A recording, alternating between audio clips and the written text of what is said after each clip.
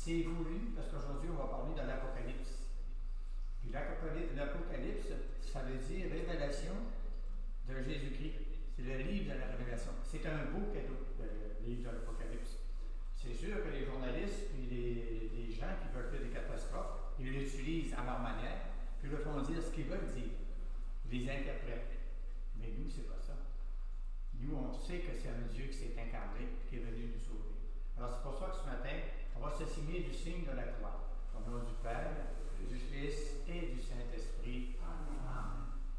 Un Dieu qui est descendu, qui s'est fait homme, qui est descendu sur terre, qui a pris nos misères pour nous racheter et nous sauver, parce qu'il a vu qu'on n'était pas capable. Puis il est venu l'accomplir à notre place. C'est difficile de voir ça. Quand on regarde le monde aujourd'hui, qui a tellement plus besoin de Dieu. Alors, on va saluer aussi en même temps nos amis internautes qui nous écoutent aussi, qui puissent recevoir cette grâce à cette bonne nouvelle, que Dieu, c'est vrai qu'il est vivant aujourd'hui, en 2024, même si tout le monde veut le sortir des écoles, même s'ils veulent le sortir de peu près partout, il y a une chose qu'ils ne savent pas. Ils ne peuvent pas revenir Dieu. Ils ne peuvent pas effacer Dieu. Parce que c'est marqué dans leur intelligence profonde. C'est marqué au fer rouge. Ils ont été baptisés la plupart d'entre les gens. Alors, ils vont faire un saut parce que ça ne s'en va pas. C'est indélébile. Alors, si vous me permettez, on fait l'ancienne d'ouverture ensemble. Dieu se tient dans sa sainte demeure. Dieu fait habiter les siens unanimes dans sa maison. C'est lui qui donne à son peuple force et puissance. Prions le Seigneur. Tu protèges, Seigneur Dieu, ceux qui espèrent en toi. Sans toi, rien n'est fort et rien n'est saint. Multiplie pour nous les signes de ta miséricorde, afin que sous ta conduite et sous ta direction, en faisant un bon usage des biens qui passent, nous puissions déjà nous attacher à ceux qui demeurent. Par Jésus-Christ, ton Fils, notre Seigneur, qui vit et règne avec toi dans l'unité du Saint-Esprit, Dieu, pour les siècles des siècles. Amen. Alors écoutons la parole de Dieu.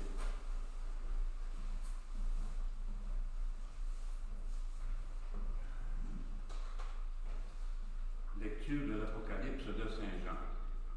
Moi, Jean, j'ai vu. Et voici une nuée blanche, et sur cette nuée, quelqu'un siégeait, qui semblait un fils d'homme. Il avait sur la tête une couronne d'or, et à la main une faucille aiguisée. Un autre ange sortit du sanctuaire. Il cria d'une voix forte à celui qui siégeait sur la nuée, « Lance ta faucille et moissonne. » Elle est venue, l'heure de la moisson, car la moisson de la terre se dessèche. Alors celui qui siégeait sur la nuée jeta la faucille sur la terre, et la terre fut moissonnée. Puis un autre ange sortit du sanctuaire qui est dans le ciel. Il avait, lui aussi, une faucille aiguisée. Un autre ange encore sortit, venant de l'autel. Il avait pouvoir sur le feu. Il interpella d'une voix forte celui qui avait la faucille aiguisée. Lance la faucille aiguisée et vendange les grappes de la vigne sur la terre, car les raisins sont mûrs. L'ange, alors, jeta la faucille sur la terre, il vendangea la vigne de la terre et jeta la vendange dans la cuve immense de la fureur de Dieu. Parole du Seigneur. Nous rendons grâce à Dieu. Ensemble pour le refond du tour, il vient le Seigneur, il vient pour juger la terre. Allez dire aux nations, le Seigneur est roi. Le monde inébranlable tient bon. Il gouverne le peuple avec droiture. Il vient le Seigneur, il vient pour juger la terre. Joie au ciel exulte la terre. Les masses de la mer mugissent. La campagne tout entière est en fête. Il vient le Seigneur, il vient pour juger la terre. Les arbres des forêts dansent de joie devant la face du Seigneur, car il vient pour juger la terre. Il vient le Seigneur, il vient pour juger la terre. Le Seigneur vient pour juger la terre, il jugera le monde avec justice, et les peuples seront selon sa vérité. Il vient le Seigneur, il vient pour juger la terre. Acclamation à l'Évangile. Alléluia, Alléluia. Sois fidèle jusqu'à la mort, dit le Seigneur, et je te donnerai la couronne de la vie. Alléluia.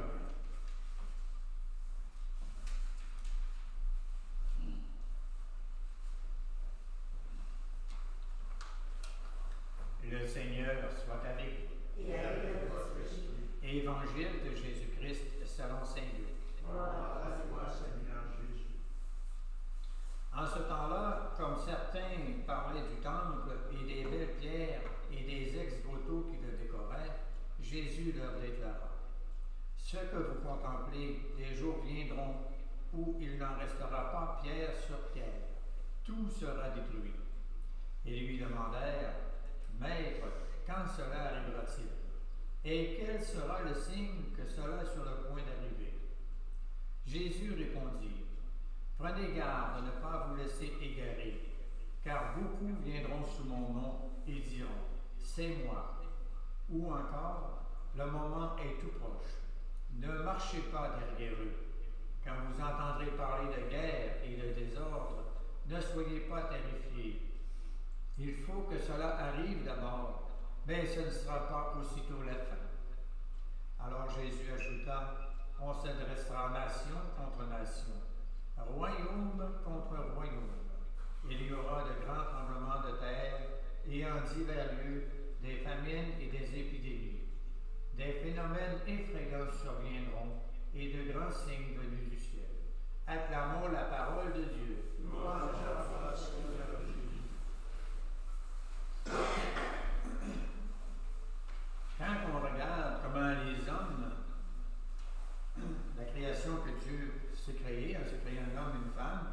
Puis ces enfants-là, ils sont agrandis. Aujourd'hui, on est rendu au-dessus de 8 milliards sur la Terre. Donc, la science aussi a évolué. Anciennement, c'était des brocs. Aujourd'hui, ben, c'est toutes des machines industrialisées, même tellement industrialisées qu'on n'a plus besoin de pilotes, ça se fait tout automatiquement s'ils veulent. Ça marche par satellite, puis il peut gouverner son tracteur à partir de la maison. Ils peuvent envoyer avec une fusée saline puis la ramener sans personne. Alors, la technologie a évolué beaucoup. Dieu n'a rien contre la science. Beaucoup de science, ça nous permet d'approcher davantage de Dieu, parce que ça nous fait comprendre ce mystère impénétrable de la venue d'un Dieu qui se fait homme pour nous racheter et nous sauver. Quand on regarde aujourd'hui toutes ces sciences-là, puis qui osent, je pèse mon mot là, ils osent dire à Dieu, je n'ai pas besoin de toi. Sors de ma vie, je ne veux rien savoir de toi. Ce qui sort des écoles, ce qui sort de leur vie, ils appellent ça la religion. C'est un beau mot, hein? C'est un mot grec qui veut dire unir à Dieu. C'est ça que veut dire religion.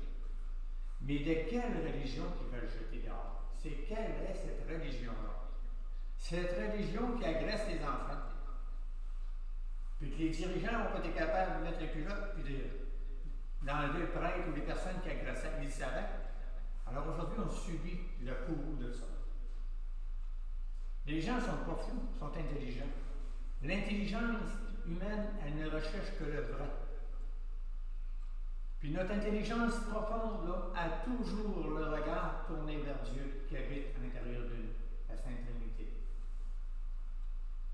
Notre intelligence a deux faces. La première face, c'est régler notre day-to-day.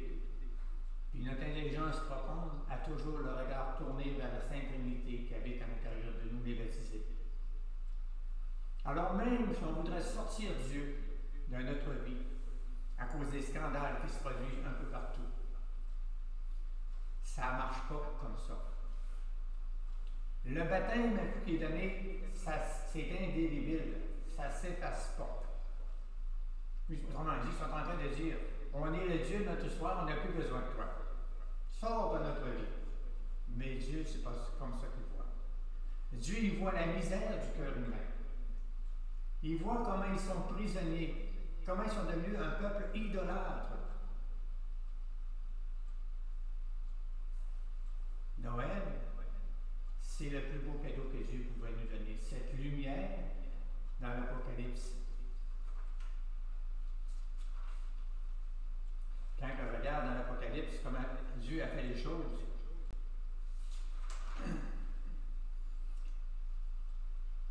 l'Apocalypse, beaucoup de gens les utilisent ce mot-là, surtout les faiseurs de bonne aventure, les diseurs de bonne aventure, les prophétesses et les prophètes, qui disent l'illumination des consciences s'en vient. Ne vous faites pas prendre avec ça. L'illumination des consciences, ce que l'Église dit, c'est lorsqu'une personne est baptisée. C'est là qu'elle subit l'illumination de sa conscience. C'est-à-dire que la Trinité vient habiter à l'intérieur d'elle.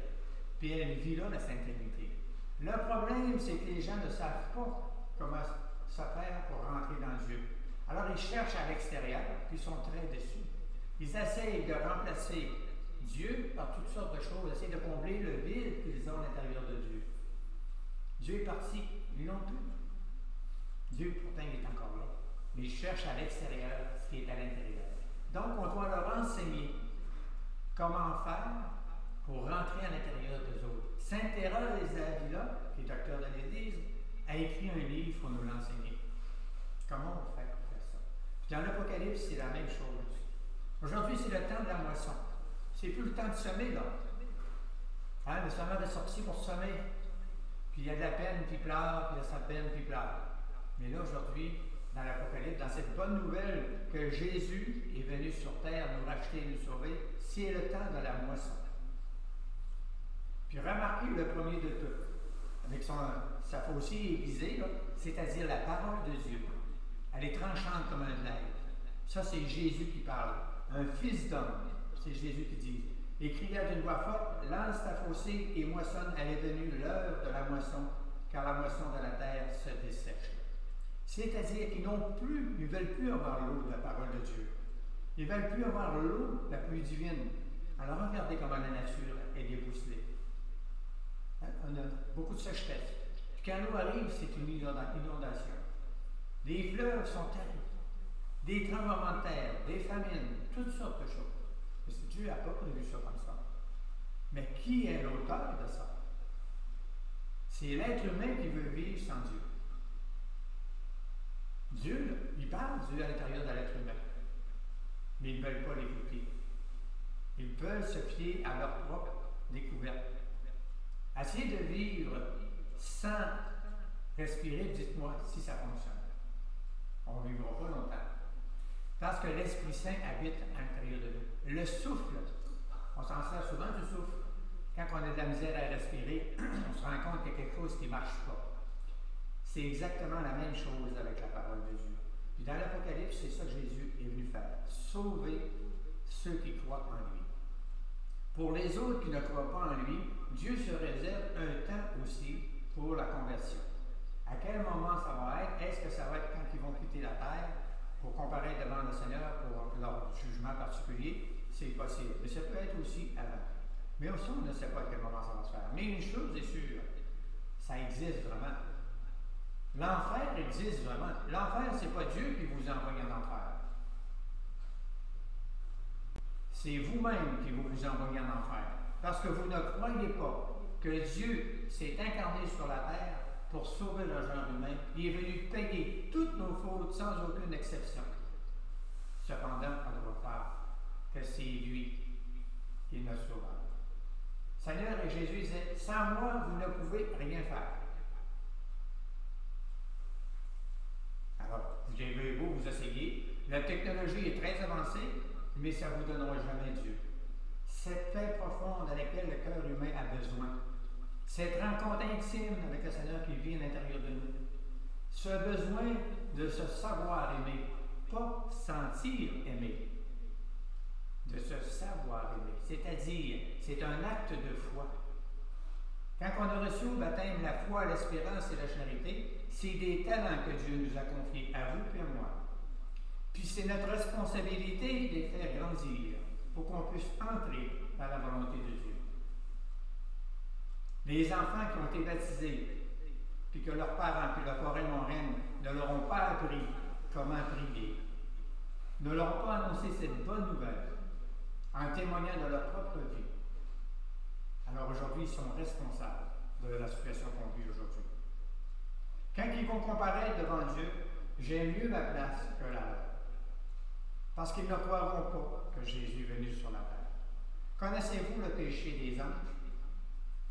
Quand Dieu a mis les anges à l'épreuve, il s'est passé quelque chose. Si vous voulez le lire, vous pouvez toujours le lire dans Sainte Catherine de Sienne. J'ai une femme qui est stigmatisée, c'est une docteure de l'Église, c'est elle qui a écrit ça. Le Seigneur lui a montré l'épreuve à laquelle les anges ont été soumis. Le Seigneur a fait apparaître un tout petit enfant, un petit bébé humain, puis il a dit aux anges, ça, c'est Dieu. Adorez-le. Lucifer, qui veut dire beau comme Dieu, non. C'est moi le plus puissant, c'est moi le plus beau, c'est moi qui devrais avoir que Dieu vit à l'intérieur de moi. Pas ça. Cet être fragile-là, non, c'est là. Puis il a refusé. Nous, on fait la même chose.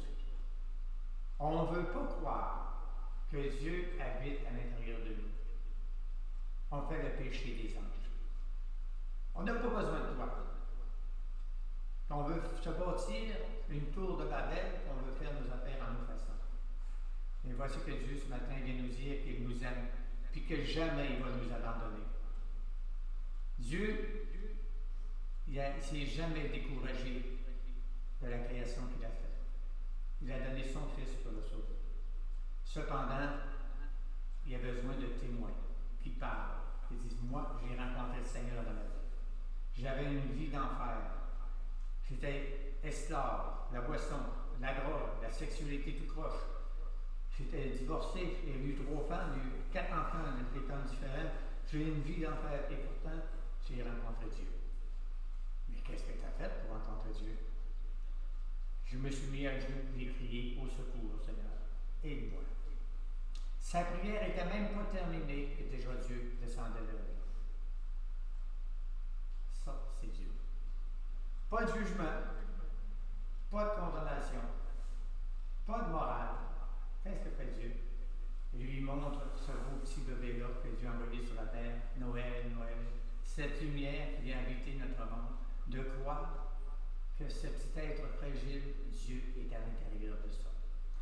Vous, les baptisés, si vous croyez vraiment que Dieu habite à l'intérieur de vous, dans l'être fragile qui vous habite, alors vous êtes sauvés.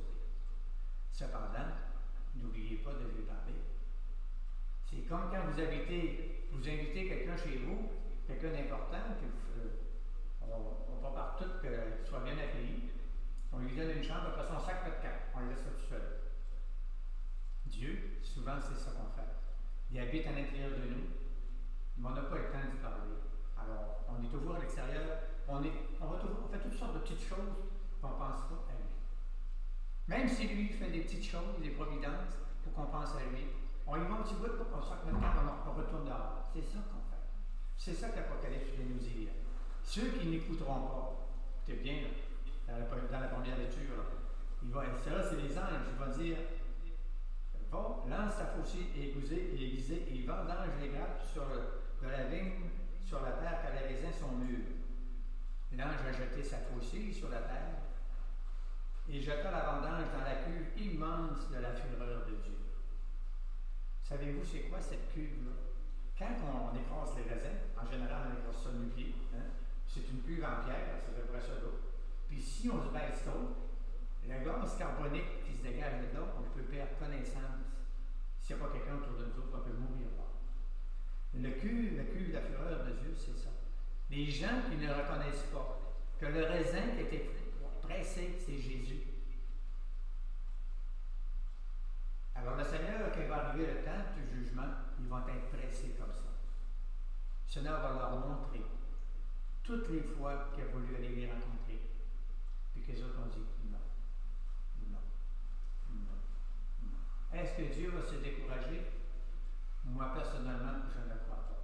Cependant, les gens qui ne veulent pas se pardonner le mal qu'ils ont fait, le mal qu'ils se sont fait aussi, puis qui préfèrent rester dans leur douleur, dans leur souffrance, dans leur révolte, alors ils vont aller eux autres mêmes, soit au purgatoire, soit en enfer. C'est pas Dieu qui les envoie au purgatoire. C'est pas Dieu qui les envoie en enfer. C'est deux autres mêmes qui vont. Puis ils vont.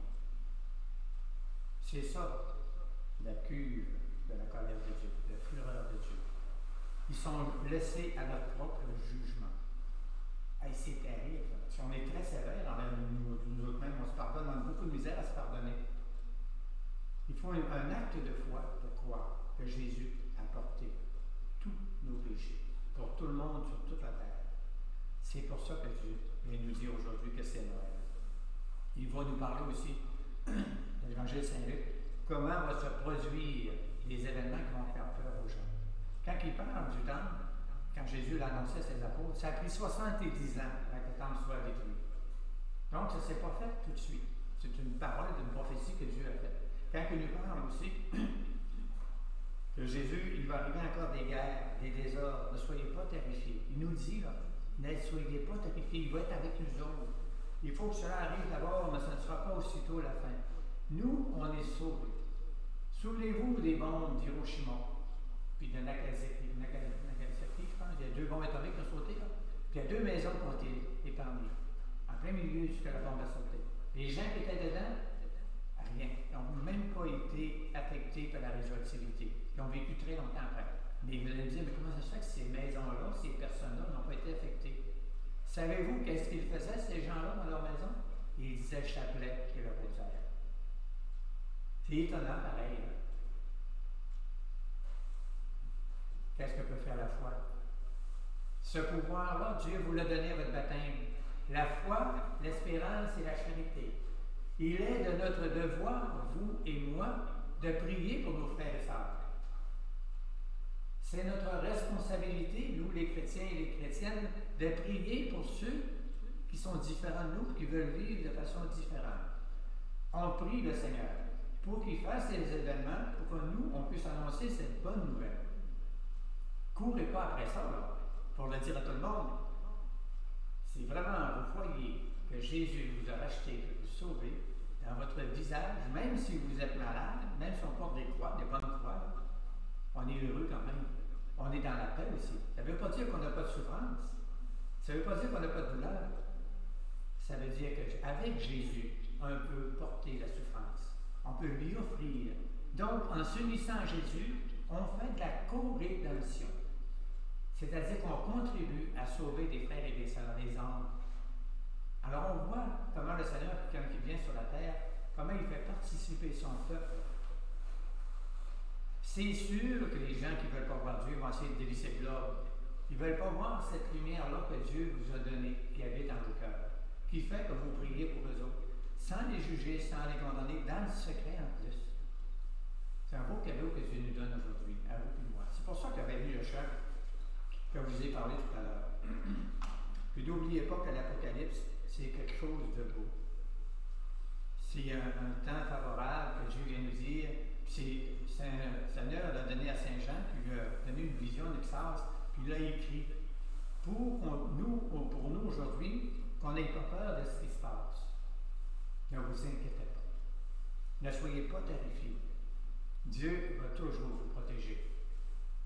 Puis s'il vous permet que vous souffriez, que vous portez la croix, que vous soyez crucifiés comme Jésus, ou comme les apôtres, ou peu importe de quelle façon vous allez souffrir, si vous l'unissez avec Jésus à sa passion, vous allez avoir une grande joie à l'intérieur de vous qui va vous habiter pour que vous soyez capable de donner votre vie. Ça va avoir une profonde paix.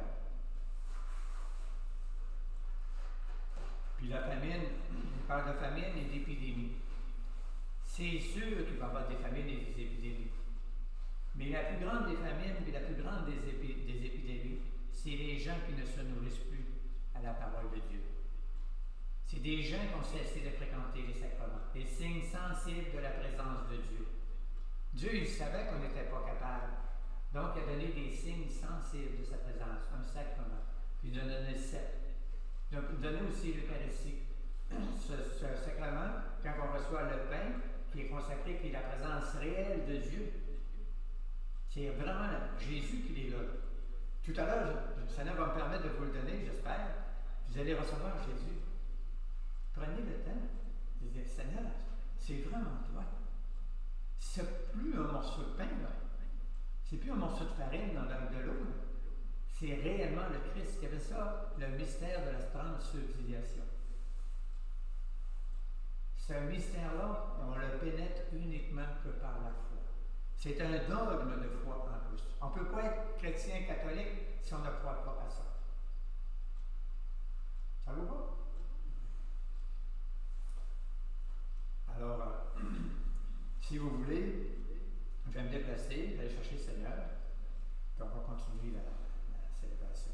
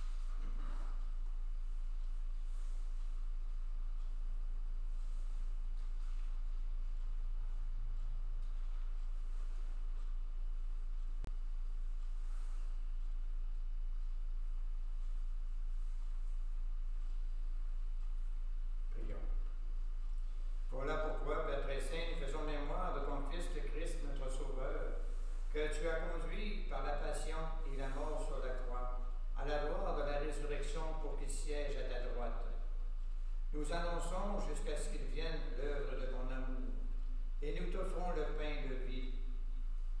Regarde avec bonté l'offrande de ton Église qui te présente par nos mains ce qu'elle a reçu de toi, le sacrifice pascal du Christ. Que la force de ton esprit d'amour fasse de nous dès maintenant et pour l'éternité les membres de ton Fils, nous qui communions à son corps. Seigneur, fais grandir cette Église dans la foi et la charité, en union avec le pape François et notre évêque René, avec l'ensemble des évêques, des prêtres et des diacres et tout le peuple que tu as racheté. Ouvre nos yeux aux détresses de nos frères et sœurs. Inspire-nous la parole et le geste qui conviennent pour réconforter ceux qui peinent sous le poids du fardeau. Donne-nous de les servir avec un cœur sincère, selon l'exemple et le commandement du Christ lui-même.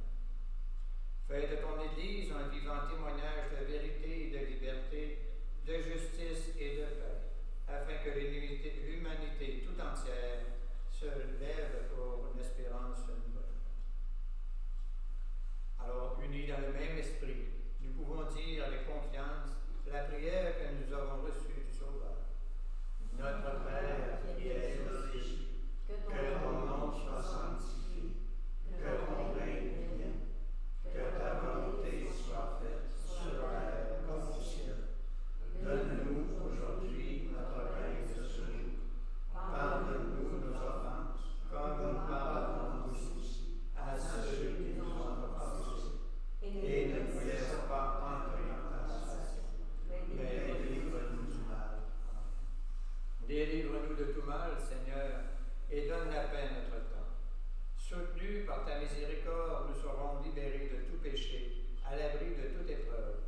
Nous qui attendons que se réalise cette bienheureuse espérance, l'avènement de Jésus-Christ, notre Sauveur. Car c'est à toi qu'appartient le règne, la puissance et la gloire, pour les siècles des siècles. Seigneur Jésus-Christ, tu as dit à tes apôtres, je vous laisse la paix, je vous donne la paix. Ne regarde pas nos péchés, mais la foi de ton Église, pour que ta volonté s'accomplisse.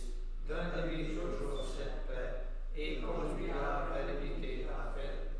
Toi qui vis et règnes pour les siècles des siècles. Amen. Que la paix du Seigneur soit avec vous. Et avec votre esprit.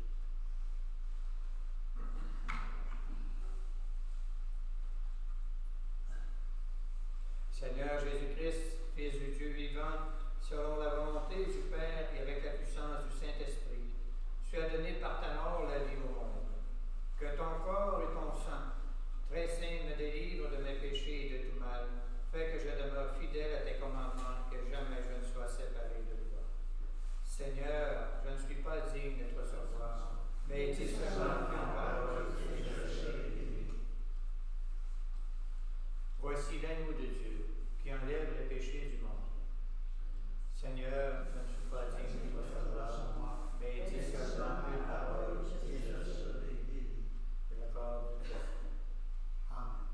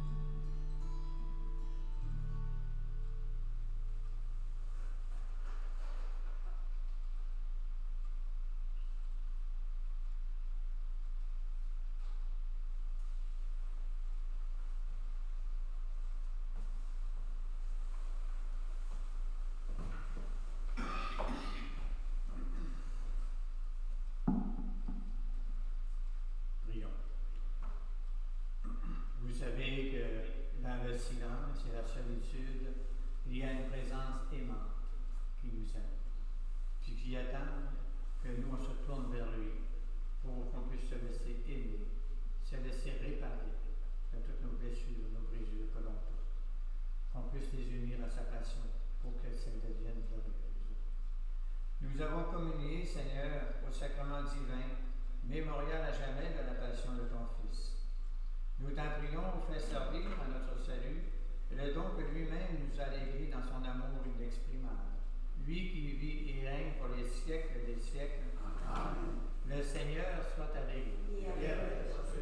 Que Dieu Tout-Puissant répande sur chacun et chacune d'entre vous, tous ceux qui sont sur Internet, qui nous écoutent, mais aussi sur vous, cette joie que le Christ est venu sur la terre et qui vous aime. Laissez-vous aimer par lui, croyez en lui. Que Dieu Tout-Puissant maintenant vous bénisse, au nom du Père et du Fils et du Saint-Esprit. Amen. Allez dans la paix et la joie du Christ.